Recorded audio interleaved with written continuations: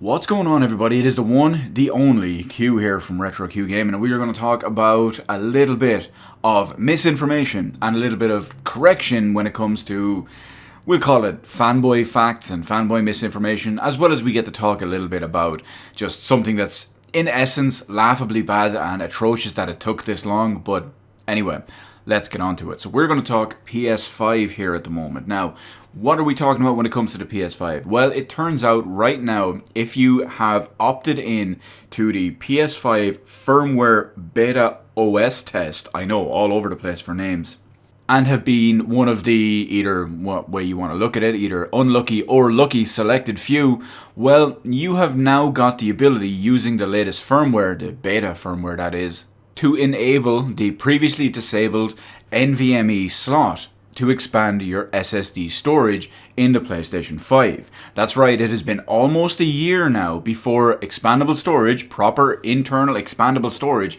usable storage, none of this external USB stuff with cold storage and whatnot. It's been almost a year before this has even been enabled for select beta users, which in and of itself has been atrocious. Now, you can completely disregard all the stuff the fanboys say about there with Sony's tests and their SSD speed and all that. We'll get to that now in a minute.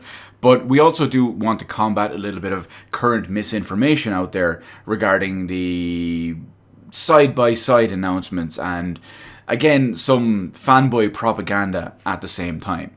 So, what are we talking about anyway? Well, if you have been paying attention, you have been listening to your boy Q for almost a year when it comes to the PS5 specs and specifically their SSD. Now, I pointed out about a year ago when Mark Cerny had his whole PlayStation 5 deep dive thing that he factually says, and fanboys completely ignore this, they just put their fingers in their ear, head in the sand, and then head right up Mark Cerny's arse and completely just ignore it all.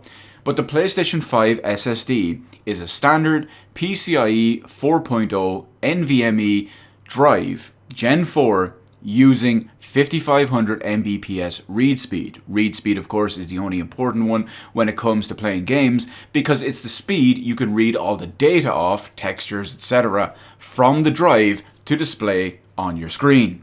So that's the only important one, and the only one that matters. Now, if you have watched said deep dive, you would have said, or you would have heard Mark Cerny when he said, you will need a drive at least as fast as ours, which is completely understandable. These games are designed to run on drives which are running at 5,500 Mbps read speed. So it stands to reason, as Mark Cerny has literally said in those words, you would need a drive of 5,500 Mbps read speeds, minimum, in order for your games to function.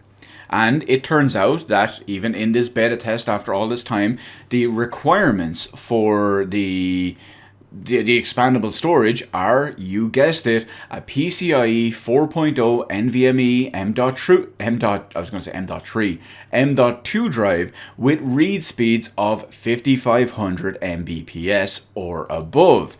Naturally, above is always better, but you get the idea. Of course, this has shattered many of the fanboys and brought them straight to damage control DEFCON 5 just because, well, it exposes the lies that they've portrayed and propagated for about a year or so, that the PS5 has some type of magic SSD, which, well, I mean, if you've been paying attention or you know anything about technology, that's not the case.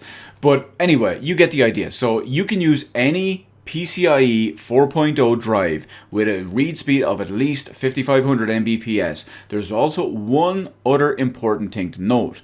The PCIe 4.0 NVMe drive bay in the PlayStation 5, almost at the PlayStation 4, is relatively small. So depending on the drive you get, you may or may not be able to fit it. For example, the new Corsair MP600 Pro, which is an exceptionally high-end drive, considerably faster than the PS5, and hell, it's arguably even the best possible drive you can get, even on PC.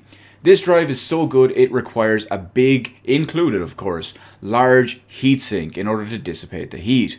Now the problem is this will not fit in the PlayStation 5. There are other drives that don't come with heatsinks, there are other drives that come with smaller heatsinks that will fit in there, But of course, mileage may vary, and naturally check beforehand. You can get the specs of what the sizes need to be and the maximum sizes and whatnot, so it is out there. Now, having said all that, having said that we have exposed the lies and the propaganda that there is nothing special about said drive, and any drive will work with 5500 Mbps read speeds or above, like say, for example, my two excellent WD SN850 Blacks, which are both 1TB each and both 7000 Mbps, which is 27% faster than the PlayStation 5. Well, this is where it gets a little bit interesting.